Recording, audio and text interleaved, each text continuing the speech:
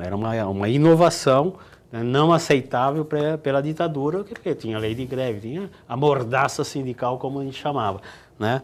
Então, nós discutimos tudo, né? Tudo era discutido naquele conjunto. E o meu papel, né, foi definido como eu ficava no sindicato, né, eu estava desligado da produção, eu ficava no sindicato, eu faria o papel de dar as informações sobre o movimento, de receber a imprensa e buscar a negociação, né? Porque nós achamos o seguinte, que se a gente aguentasse uns 2, 3, 4 dias segurando a greve, ela teria condições de se alastrar para outras regiões e outras categorias, né? Esses contatos preliminares todos nós fizemos, com o pessoal da Baixada Santista, pessoal do ABC. Eu fui a Minas conversar com os companheiros de Minas, que tinham saído daquela greve de abril. Eu fui para o Rio de Janeiro conversar com o pessoal metalúrgico do Rio, o pessoal estivador do Rio, quer dizer, os ferroviários, né? Todo esse trabalho de preliminar nós fizemos, né?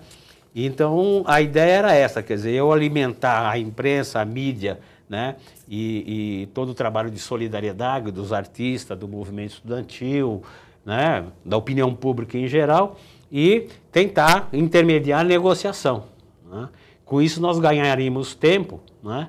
E angariava a simpatia da opinião pública para o nosso movimento, para a nossa causa, ou seja, nós não podíamos aceitar o nosso isolamento, que a gente sabia que o regime que controlava a imprensa, essa coisa toda, né, tinha censura nessa época, eles iam tentar nos isolar, né? Como já no primeiro dia disseram, a greve de Osasco foi sufocada, acabou, e no entanto no dia seguinte ela continuou, né? Então, nós sabíamos disso, então eu joguei esse papel, né? Quando o pessoal do Ministério veio para o sindicato, né, para começar a negociação... Ministério do Trabalho. Ministério do Trabalho. Eles vieram para o sindicato, na hora do almoço eles chegaram, né, o Passarinho tinha me ligado de Brasília, eles, eu estou mandando uma representação aí, né, eles vieram, aí eu peguei e falei para eles assim, olha, a minha proposta é que a gente vá para dentro da Cobrasma, né, e converse com os trabalhadores lá junto com a diretoria da empresa. Aí eles entraram em contato com a diretoria da Cobrasma e eles falaram, não, pode vir aqui para começar a conversar. Aí eu fui, né? E na época quem foi comigo foi o Parro, que era assessor no sindicato. Foi eu e o Parro lá para conversar, né? E aí eu propus para a diretoria, e só um diretor topou, que foi o doutor Alberto, ele topou de entrar dentro da fábrica, a fábrica ocupada, e a gente começar a abrir a negociação. Isso nós fizemos, isso aí era umas 4 horas da tarde, né? Logo depois que nós saímos de lá, começou o cerco ao sindicato, ou seja, era uma encenação da parte deles, essa questão de querer negociar, entendeu? Então eu fiquei nesse papel, eu fiquei até quando o sindicato ia ser cercado, aí a orientação era que eu e mais alguns companheiros, a gente não podia ser preso de jeito nenhum para continuar o movimento, né? E vários companheiros decidiram de ficar dentro do sindicato. Então, eu saí pelos fundos com alguns companheiros, outros companheiros ficaram porque a decisão da Assembleia Permanente que estava dentro do sindicato foi de que a polícia não podia encontrar o sindicato vazio. Aquilo lá era a nossa casa, era a casa do trabalhador, então as pessoas ficavam, né? E foi isso. O que representou Osasco no cenário nacional nessa época, na sua opinião? Olha, a impressão, nesse período, né, era que só a classe média se manifestava contra a ditadura. Teve a passeata dos 100 mil estudantes no Rio de Janeiro, né, tinha um movimento de protesto dos artistas, dos intelectuais, e as pessoas se perguntavam, onde é que estão os trabalhadores? Né? Então, eu acho que animou todo mundo, né, na luta contra, foi um incentivo à continuidade da luta contra a ditadura, né, a conquista da democracia e das liberdades. Eu acho que isso aí colocou em cena, de uma forma ampla e pública, né, os trabalhadores, ou seja, nós não estávamos contentes também, né, nós fazíamos parte da luta pela liberdade e democracia no país. Nós temos aqui, são 40 anos agora do movimento de 68, e nós temos aqui 2 publicações, acho que dentre várias outras, que falava aqui, essa aqui é do Sindicato dos Metalúrgicos, que traz aqui várias reportagens sobre esse movimento de 68, essa paralisação. Então, o Sindicato dos Metalúrgicos realizou várias atividades e trouxe aqui esta revista e também uma outra revista importante, traz aqui na capa, a revista Teoria e Debates. Se não me engano aqui, são os trabalhadores saindo presos da Cobrasma. Então, eu gostaria de perguntar a você, Joaquim, como que os militares encararam essa paralisação, essa greve, na sua opinião? Você tem uma outra revista aí, não tem? Uma outra que está aí? Tá? Temos aqui uma outra, Carta Capital.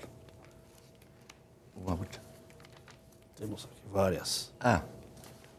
Antes de responder essa pergunta, esse cabeludinho aqui de trancinha foi o primeiro que me interrogou no DOI-CODE. Ele atendia pelo nome de JC.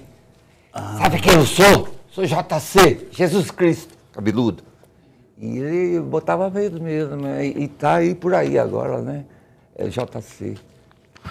Aqui no DOI-CODE, no Ibirapuera. DOI-CODE. Então aqui a revista Carta Capital, que trouxe aqui uma reportagem em função dos 40 anos do movimento 68.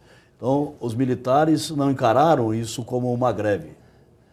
Não, eu acho que o Ibrahim até que foi moderado também, porque mesmo no subconsciente dos trabalhadores, mesmo eu que era, digamos, muito atrasado assim na maneira de ver as coisas, no subconsciente estava a ideia muito mais de fazer uma espécie de desafio à ditadura, até mesmo do que uma reivindicação. Eu digo no subconsciente, eu não sou psicanalista para avaliar, mas hoje eu percebo por mim mesmo. Então, os militares, eles, por coisa muito menor que a greve, eles caíam matando. Então, a greve era um desafio, e um desafio ao regime mesmo, e que teve repercussão. Você falou em repercussão nacional. Se eu não me engano, o próprio jornal Le Monde, no dia seguinte, escreveu qualquer coisa assim: trabalhadores de Osasco ocupam fábrica. Então, teve uma repercussão internacional. E teve também, por causa, uma das coisas que repercutiu muito, tinha um padre francês que trabalhava na Brasília comigo, que é na Cobrasma também. E depois ele foi expulso do Brasil. Esse padre operário, né? Eu trabalhava numa retífica. Eu trabalhava de afiador de ferramenta, ele trabalhava de retificador, morava lá na Vila Holanda, onde você mora. Aí, com a expulsão dele, a igreja que vinha assim, dando uma pancadinha aqui, amaciando, batendo aqui, assoprando ali, ela tomou uma posição, a igreja assim, mais hierárquica, tomou uma posição mais definida em favor da liberdade, de um modo geral, da justiça social. Então, a repercussão foi muito grande, não só aqui. A gente não consegue nem avaliar, ninguém consegue nem avaliar a repercussão que o movimento trouxe. Ibrahim, teve aí tinha um arroxo salarial, né, que se impedia que os trabalhadores tivessem reajustes salariais. O principal detonador foi esse. E, em seguida, as perseguições ao movimento dos trabalhadores, aos trabalhadores, ao se manifestar. É isso? Falta de liberdade sindical. Falta de liberdade sindical. Fez com que... Deixa eu te explicar, né? Que como já fazem 40 anos, então isso não está muito na memória da maioria das pessoas, principalmente dos mais jovens. Eles impuseram, desde o início do golpe, eles impuseram uma legislação, né? Então eu vou citar a principal, que era a Lei 4.725, né? Que era assim, quer dizer, o governo fixa, né? A gente chamava tabelinha do governo. O governo fixa o índice da inflação, né? E fixa o que seria a questão dos aumentos salariais, né? E havia uma defasagem muito grande. Ninguém acreditava nos números do Simons e do Delfim Neto, os ministros da época, né? Eles faziam os cálculos lá nos gabinetes, isso, a tabela é essa, né? E você não podia fugir da tabela. E os empregadores, os patrões, muito mal acostumados, eles diziam, mesmo que eu quisesse dar a mais, eu não posso porque eu tenho que respeitar A tabela. a tabela, entendeu? E é uma sacanagem, né? Era uma sacanagem. Ou seja, não havia a livre negociação, né? Eles fizeram isso por decreto, né? E amordaçaram o sindicato na sua capacidade de mobilização e reivindicação. Ao mesmo tempo, colocaram a Lei 4.330, que era a lei antigreve. Na prática, ela impedia a greve e colocava como questão de segurança nacional a greve ilegal. Então você não tinha condição de fazer greve legal, porque tinha uma legislação restritiva. E era também considerada de segurança nacional, ou seja, estava colocando em risco, né, a segurança... A ordem nacional. A ordem nacional. Falava ordem então, nacional. realmente era uma situação muito complicada, né? Então, aí que está isso que o Joaquim está dizendo, foi uma irreverência muito forte o que nós fizemos em 68. Desafio Né? mesmo. Desafiamos o governo, o Estado autoritário e toda a legislação arbitrária que eles impuseram sobre o nosso povo. Nós desafiamos tudo isso e fomos para o pau. Sofremos as consequências, mas valeu. Eu queria perguntar das consequências. Como foi aí a reação? Vocês estiveram presos, é uma coisa que não é muito bom lembrar, mas é interessante registrar para que os telespectadores tenham ideia do que foi aquele período terrível em que muitos viveram.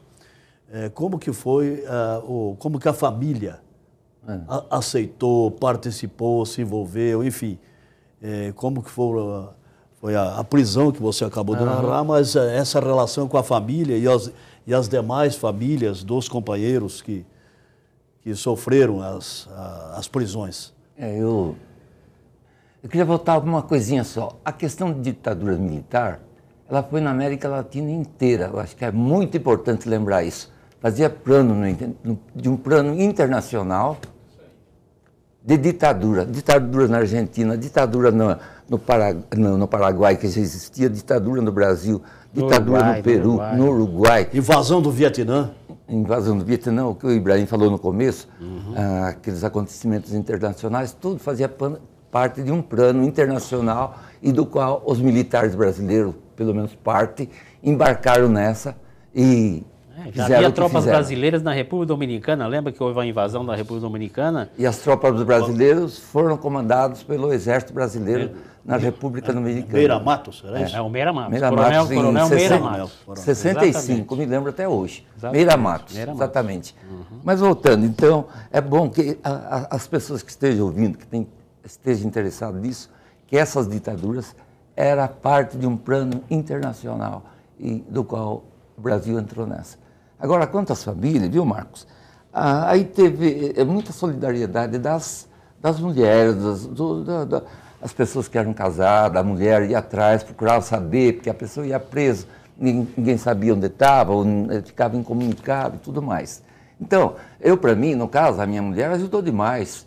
É provável que se ela não tivesse ajudado, ido atrás, falado, não sei o quê, mesmo não conseguindo soltar, então, pelo menos a gente sabia, lá quando estava preso, eu não sabia que tinha alguém se preocupando com a gente. Isso já é bastante, porque, e também preso, para mim, falar preso não é uma palavra adequada, era um sequestro.